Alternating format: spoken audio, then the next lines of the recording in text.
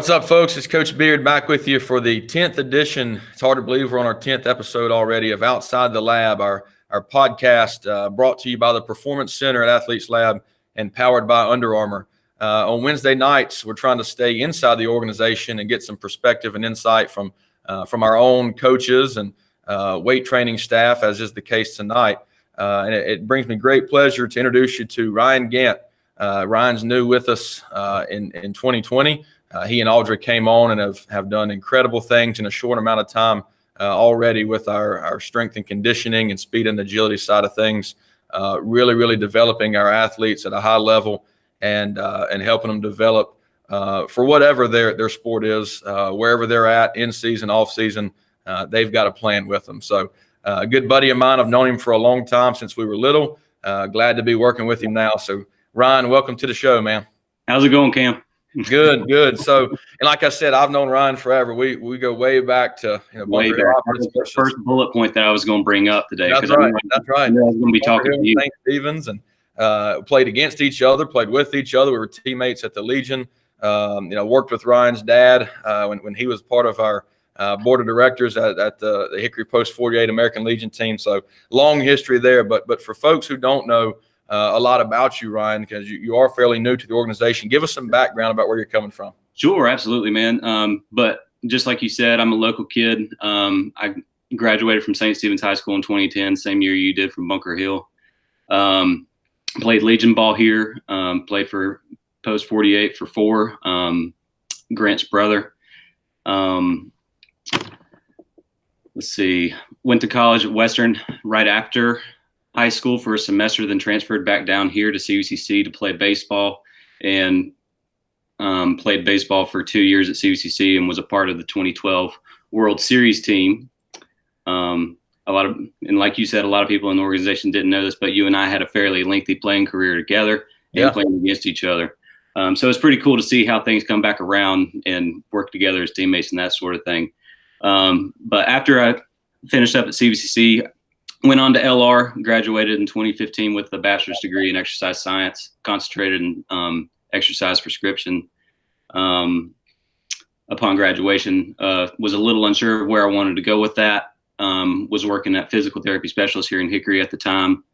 And my boss at the time, Mike Moreau, he was wanting someone to send his patients to kind of take that step after physical therapy, going and getting back into the workforce and trying to get better physically, so to speak.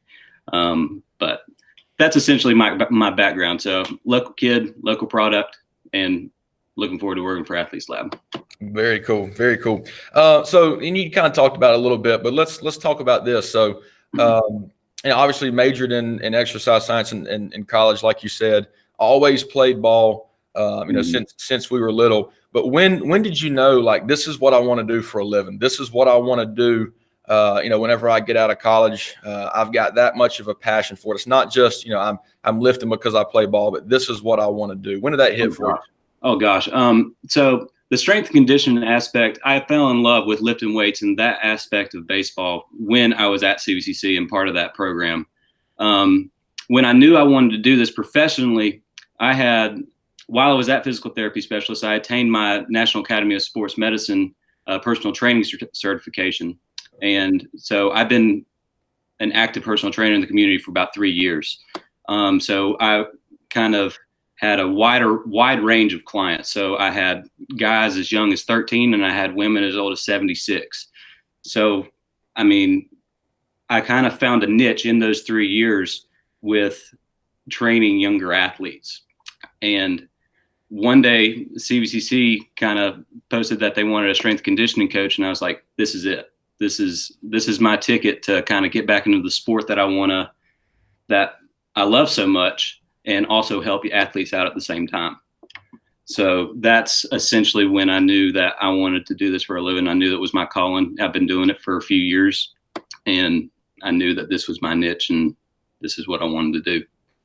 That's awesome. You talk about, calling and passion and it kind of reminds me, you hear all the time. And I actually walked by one of our teachers' doors a minute ago, and they've got it hanging on their door that, if you do something that you love, you'll never work a day in your life. And I kind of see that, when you're in the facility with our guys and our gals.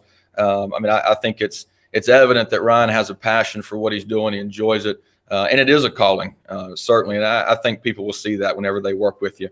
Let's go here, and I'm glad you mentioned it. You talking about young male athletes all the way to older female athletes.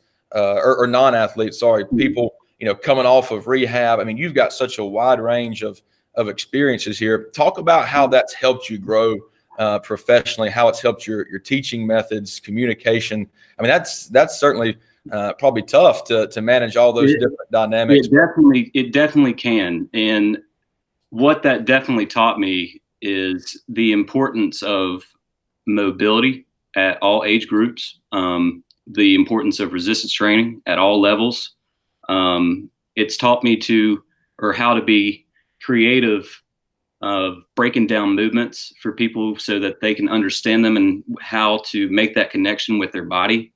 And it also showed me that no matter how young or old you are, everyone needs someone to hold them accountable. That's right. And just like I said, I mean, doesn't matter how old you are. If you can be 73, I mean, someone needs to hold them accountable as well. I mean, because you see sometimes that, oh, I don't really need that. I think I'm done, that sort of thing. But no, this is going to help you move around whenever you get to 80. This is going to help you move around whenever you're 85. And a lot of times I see it now. You see older folks that, I mean, gravity's definitely taking its toll and they kind of hunch over. And I mean, a little strength and resistance training can help combat that. And then the other end of the spectrum, 13 years old, they don't really have control of their body yet, and they're just really learning what to do. So really finding those cues and breaking movements down for all age groups it's definitely helped. And that's definitely led me where I am. Yeah, that's awesome. And that's what it's all about, meeting people where they're at, finding what their needs are and how you can best help. As coaches, really, we're teachers first. That's all coaching is teaching. So it's awesome how you can find what works, how to communicate, how to break it down, how to make sure what I'm thinking in my head comes out appropriately to this person so that they can execute. Yeah, and that's the fun part is like once they make that connection, they make that connection of, oh, that's how I move. And that sort of thing, and they're not uncomfortable anymore. They get more comfortable with themselves, and then you get more comfortable with them, and it's a pretty cool thing seeing people achieve what they set out to do. That's right. Those light bulb moments are awesome. So let's kind of narrow down now. So you've got all these wide ranges. Everybody sees that your background is very, very extensive. But like you said, kind of found a niche and a home with CVCC, which was really cool. And I actually remember when Coach Rozelle put that out on social media a year or two ago. I was like, man, that would be an awesome opportunity for a young strength and conditioning guy. Yeah, it's not me. That's not me, but whoever this guy is fixing to come up on a gold mine. So that's awesome, particularly being an alumni of the program. Having some familiarity there. And I know you talked about kind of how that got going. So we won't go to kind of how that all came about, but let's talk about your role. Whether it be in the fall when guys are getting on campus for the first time, leading up to in season, kind of what does your day-to-day look like with those guys? Honestly, it really wasn't too big of a time strain. Like you said, CVCC kind of just fell in my lap when Coach Rozelle posted that on social media, and I just jumped on it as soon as possible. What it essentially consisted of was in the fall, I mean, it's preseason work. I mean, they get there to campus. I mean, it's my job to essentially kick their butts into shape because they more than likely haven't followed some programs and that sort of thing. Some have, and you can tell the ones that do, but 70 to 80% of them, you can definitely tell that don't, because they're the ones that are throwing up outside of the building. But essentially we would get there early in the morning, first thing in the fall.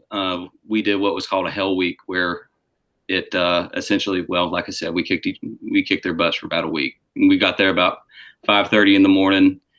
And we just went after it for about an hour, and that entailed a lot of things. And after Hell Week, we kind of we went into more preseason work. We kind of dialed it back a little bit because they're starting practice and that sort of thing. So we essentially did a preseason phase of their workouts for the month of August and September. And then October rolled around, we kind of dialed it back to 1 day a week just because of, I mean, they were on the field a lot, like Monday through Friday. And sometimes, I mean, I would give them things to do through the week, like mobility wise, because I mean, they were so focused on playing at that time, but it was all to gear them up for their winter lifts, which was where they lifted their heaviest. And that's very cool. Yeah. No, that's awesome. And again, to be able to go back kind of home, and be with the program that you played for. Yeah, absolutely. That was very rewarding in itself. And I can never be more grateful for Coach Rozelle letting me do that. Yeah. It's definitely been an awesome ride with those guys. I mean, the numbers that they put up and how much they got better through the fall and through the program. I mean, it speaks volumes. It speaks volumes. So let's go there. So let's now talk about the role and the importance that strength and conditioning plays with our athletes. I mean, I sitting there listening to Coach Griffin from Carson Newman the other week on the show talk about, you go to these showcases and you see these guys and his word was they're at the beauty pageant, but they're not prepared to answer the question. And Aaron's like, that's right. Go get your rear end in the weight room. That's what it's about. Everybody hits. Every baseball player gets in the cage. Everybody throws. Everybody does the skill training. But if I'm 120 pounds soaking wet, it don't matter how much I'm in the cage. I need to be in the weight room. So talk about how those kind of, play together. You got to have the skill training, no doubt. But talk about strength training and the role that it plays in developing. Let's stick with the baseball player specifically. Absolutely, yeah. So, I mean, you kind of hit the nail on the head there. I mean, you can have all the skill baseball-wise in the world, but, I mean, if you're 120 pounds sopping wet and can't get the ball out of the infield when you hit it hard, you got a problem. I mean, you're probably going to end up not being recruited to where you want to go and that sort of thing. So strength condition is important these days, especially with how kids are being recruited now, in my opinion. I mean, kids these days are mammoths, man, at 14, 15 years old. Yeah. And I mean, I think, and you don't necessarily see that a lot in this area. I mean, you do sometimes, but it's generally the more developed areas like Charlotte or where they actually have something like our organization at their disposal, to where they can learn how to move properly at a younger age and kind of set them apart from the herd, so to speak. So, I mean, to answer your original question, I mean, strength conditioning at this age right now, I mean, it is your baseline. It's your baseline as an athlete. I mean, it's pretty simple. I mean, the guys who hit the ball farther, the guys who run faster, and the guys who throw harder, I mean, they're going to be the guys that get recruited first. I mean, so like I said, it's the key component in your game. That's right. 100% agree. So let's talk about this now that we're into the weight room aspect with our athletes. So there's a lot of people out there listening who, they're kind of stuck back in the 80s or the 90s, and they picture the old high school weight room where there's a squat rack and there's a bench, and that's all we're doing. And we're going to bench, we're going to squat, and we're going to see how bulked up we can get. And that's not what strength and conditioning is. I mean, that's, baseball lifting in particular, and really for all athletes, is not as much about bulk as it is functionality, being able to move well, being able to train to sustain the long baseball season that we play. So talk about how kind of, we've moved past, bench press and curl. Those things are great, but that's not all we're going in there to do. Talk about the wide range. It's still a important part. Don't get me wrong, but I mean, because you kind of hit the nail on the head again there.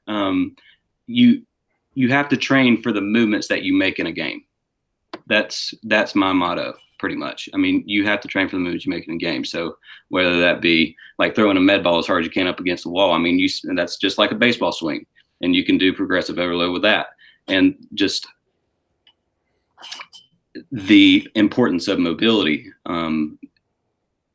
there's so many more aspects to it than just squatting, benching. It all kind of coincides together, and how you program for that is, I mean, that's what's going to lead to success. Yeah, absolutely.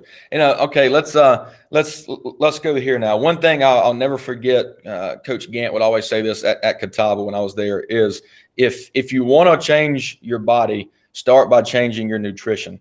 So, we can go in and we can lift all we want and we can get after it. But, if I'm stopping by Hardee's on the way home for a milkshake and a cheeseburger, I probably wasted my time, let's be honest. So let's talk about the all-encompassing aspects of wellness. Let's go beyond strength and conditioning. How does sleep, how does nutrition, how does hydration, how does all this stuff play into it? It is probably the most important thing aside from the lifting weights portion. You've probably heard the stat out there that it's 80% diet, 20% physical quote, I'd imagine. I find that there's a lot of truth to that, to be honest with you. And 80% diet, I think, is what you eat. I think it's how you sleep. I think it's your hydration. I think it's all encompassing of what you kind of just listed there. So what you fuel your body with is your machine, so to speak, is what determines how well that machine runs. It's so important to have a well-balanced diet, especially as an athlete. It's only going to help you. I understand, like, on the road for tournaments and games can be tough, but be prepared. Preparation is key. Take protein with you, take healthy snacks with you. If you don't, it's just an excuse to just go out and spend more money for fast food and that sort of thing. You can't complain whenever you're prepared.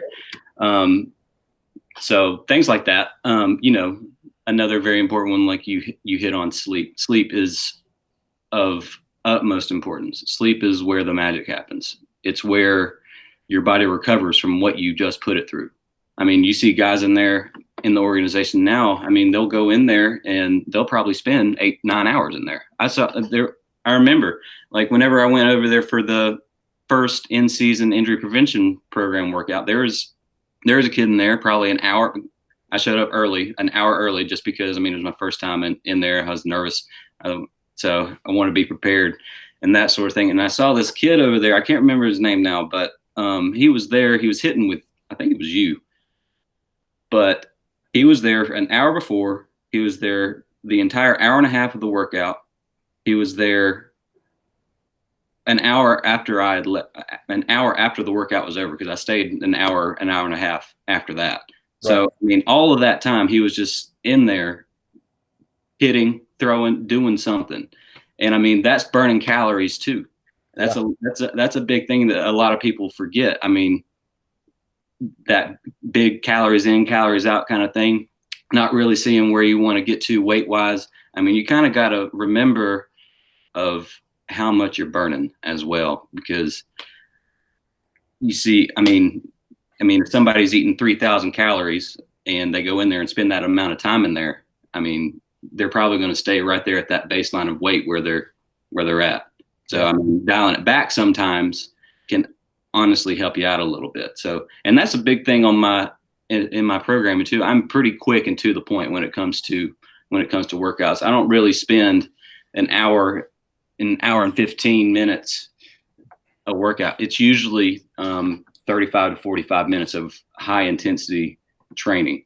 And it's just as effective as an hour to an hour and a half workout. No, that's right, and that's important. Let's talk about that for a sec. You see kids and they'll go to the weight room and they'll kind of meander around and they'll do a set here, and then we'll go talk and do a TikTok dance or whatever, and then we'll do another set, and before long it's an hour's passed and we haven't done anything. What have we gotten accomplished? So I think that's right. I think whether it's on your own, whether it's with you guys, you and Audra, having a clear, hey, this is my plan. This is what I'm going to do. Yeah, knock it out. Why are you there? What are you working on today? That's right. Okay, you got back. Like, don't take 3 minutes between sets. Yeah, take 30 seconds. Yep. That's what you need. Take 10 seconds. You've seen me on some of these workouts. Yeah, these virtual workouts. They're 30 minutes. So it's pretty jam packed. And I make it timed intervals for a reason, because that allows people to kind of push themselves at their own pace, and they get what they put into it.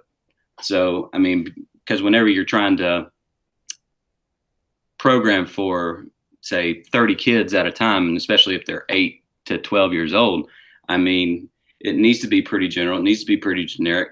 But at the same time, I like the timed aspect of it because, like I said, I can push them like verbally, but they get them what they put out of it. They push themselves and see how many you can get in 30 seconds. Yeah. Yeah, that's awesome. Especially, when we're kind of where we're at now, when folks are at home, who knows what type of equipment they do or don't have. There may not be weights to go along with the exercise. So, push yourself. Here's your time limit. Get it done in there. For this guy, if it's 10, great. For this guy, maybe it's 15 or 18. Great. But push yourself within the constraints of what we're giving you.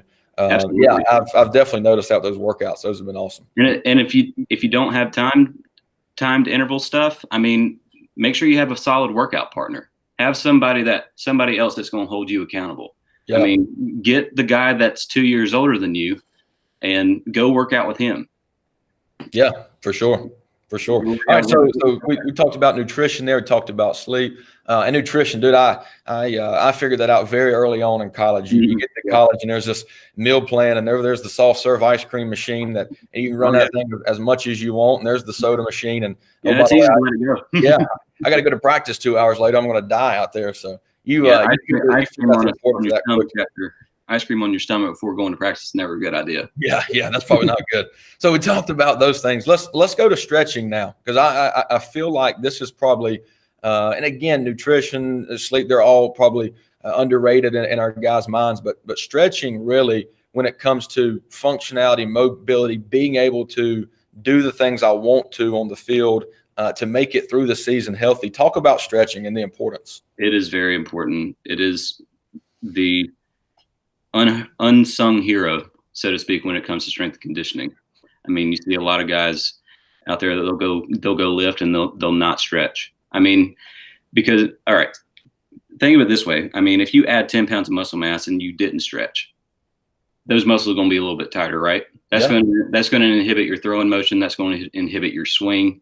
So the more you stretch as you lift, as you add that mass, as you get faster and stuff like that, that's only going to help keep the swing and your throwing motion the same, in my opinion.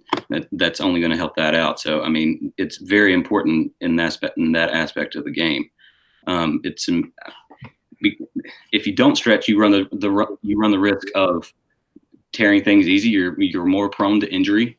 I mean, I remember playing whenever I was back in college playing. I mean, the guys that did not stretch, they were generally the ones that were always in the trainer's room and getting worked on. They didn't really see the field that much. Yeah. So, I mean, stretching your hamstring, that's important. I mean, like I said, I remember clear as day, there was a couple guys that did not stretch before they ran their 60 on their scout day, and they pulled hammies.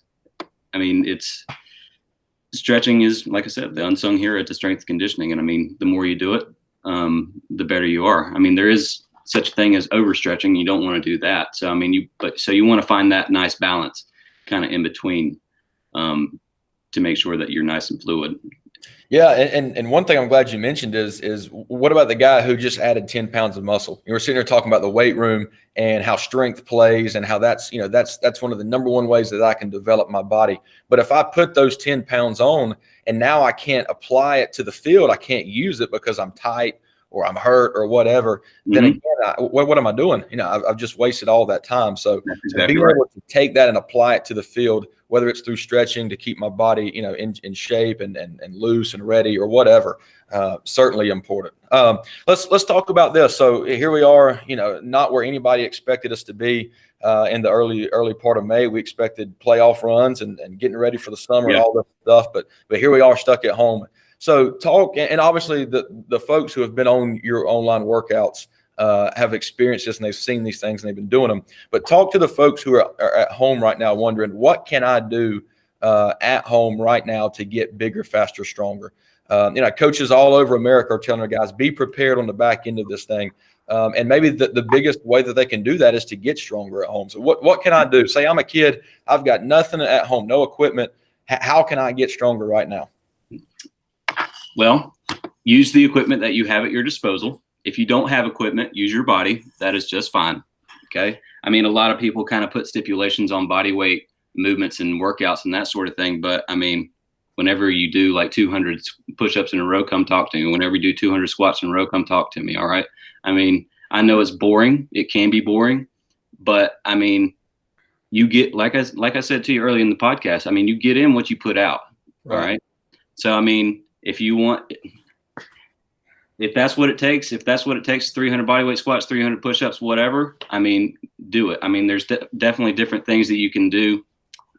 So get creative. I mean, get 5-gallon water jugs, get milk jugs, get something, fill it up with sand, fill it up with water, do something to create a little bit of resistance.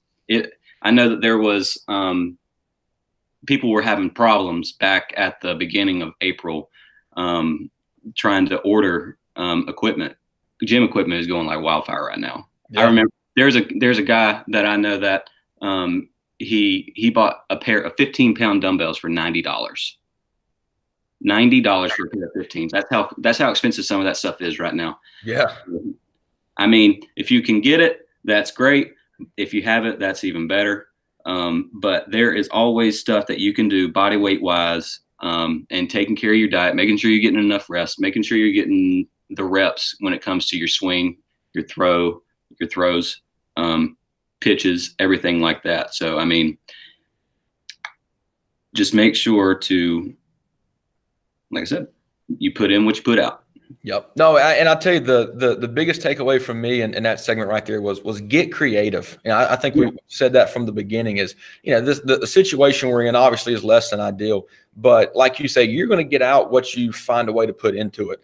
And one of my favorite quotes, I can't remember where I heard it, but throughout this whole ordeal has been the advantage at the end of this is going to go to the innovators. So, what are you doing to be creative? I mean, whether you're filling up water bottles, like you're saying, and curling the 5-gallon bucket, whatever, get creative, and find a way to get it done.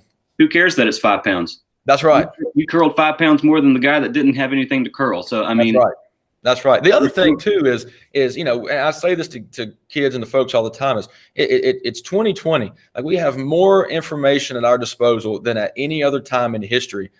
Get online and find these things. I mean, one thing that you've done on your workouts that's been awesome is the Bring Sally Up song. I mean, you can do that with push-ups. You can do it with squats. You can do it with dip 6 inches. You do whatever you want to that song. Do that song 5 times with different exercises. You're going to be wore out in 15 minutes. Absolutely. And I mean, I love that. I love that challenge.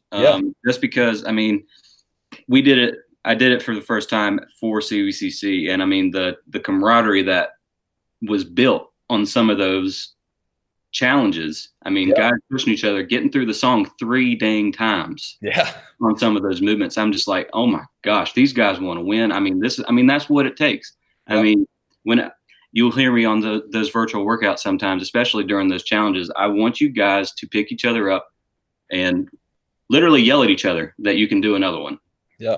Whatever. You got to do whatever it takes. And generally the guy who wins, they get something they can punish the other guys. So you get a little incentive to do well. Yeah, that's awesome. I'll tell you, we could probably go down the rabbit hole there with how strength and conditioning and working together in the weight room builds that camaraderie, builds that trust. I mean, there's so many things. Yeah, there's so much that comes from that.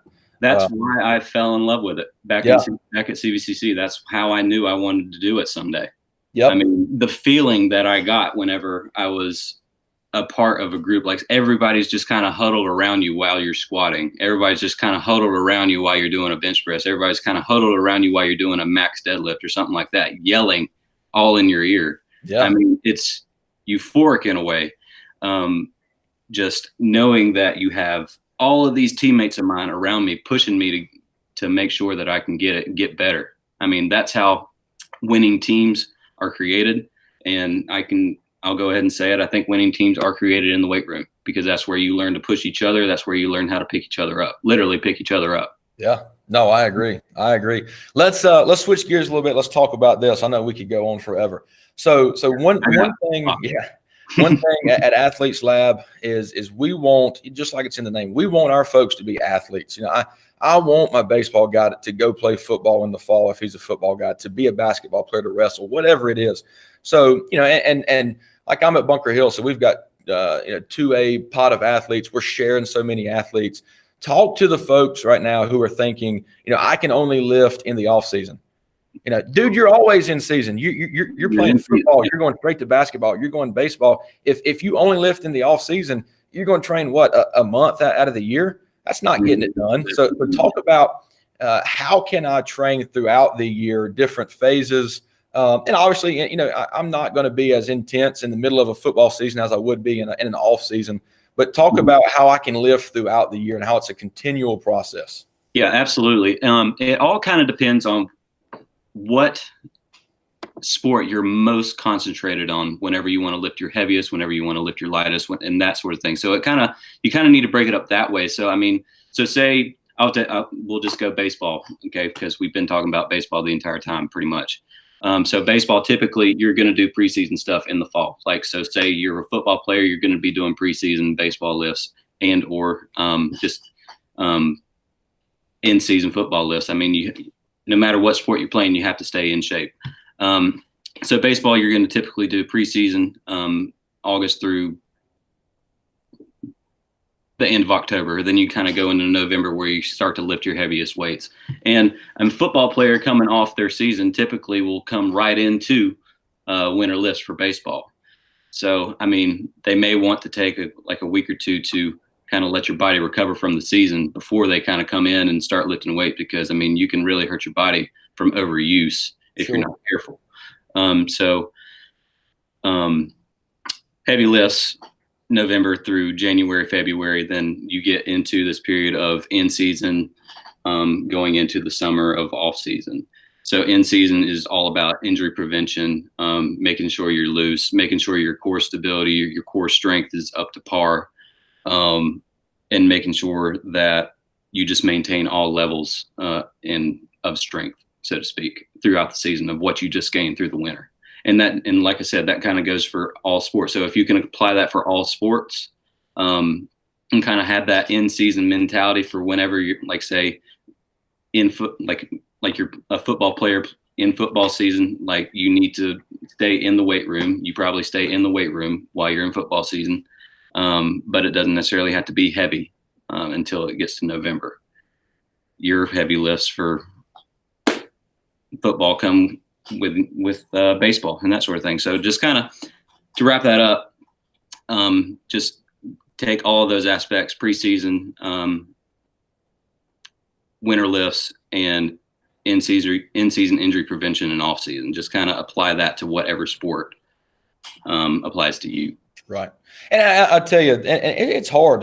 Guys who are playing multiple sports, they're in school, they're constantly in season, it seems like. But to me, the big takeaway is it's got to be a priority. One thing I always go back to is the one resource that everybody has the exact same amount of is time. And, there's 168 hours in a week for everybody. And if it's important, you'll find a way. I think about it. If I'm sleeping for 8 hours, if I'm going to school for 8 hours, I've still got 8 hours in that day where I can find time to get a 30-minute workout. And it's like you said, let's go back to what we were saying earlier. I don't have to be in there for an hour and a half. Dude, exactly. I can go get a 30-minute lift in and maintain or even probably make gains if I'm doing it correctly in season. If I'm, let's put it all together. If I'm doing all these other things, if I'm stretching, everything kind of comes together. That's right. So I think that's a perfect way to end this is all these things you're saying, you get in what you put out, time, make it important, understand that there's a whole process to it. It's not just the weight room. You're going to see gains if you're doing everything else to help that. So I think that's a perfect place to kind of tie it off and finish up. We could go on forever, I know, but that's perfect. So any closing thoughts, any final words you want to leave our listeners with? Like I said earlier in the podcast, strength and conditioning is is key to an athlete's success. Like I mentioned, guys that hit the ball farther, the guys that run faster, the guys that throw harder, they're the ones that get recruited. So kind of take everything that we learned today, nutrition, sleep, how to kind of prioritize your lifts when it comes to the seasons that you're in, football, baseball, whatever, kind of mesh it all together. And I can definitely help with that. And let's just get to work. Absolutely, absolutely, and folks, let me kind of end here. One thing is as we get back into the facility, hopefully, and are able to open up soon. Audra, Ryan, I mean these guys are going to be around. They're going to be visible. Pick their brain. Go to Ryan. Hey, this is what I'm eating for breakfast. Is this kind of on line with what you think, or what are some good snacks? What can I do? How give me some stretches to do at night. Pick these folks' brain. I mean, they're there for a reason. Utilize them and keep taking your game to the next level. So fantastic stuff, Ryan. Can't thank you enough, man, for your time. Can't wait to get back in the facility full time and get to work. So that's it for episode 10. Tune in next time for another edition of Outside the Lab, brought to you by the Performance Center and powered by Under Armour.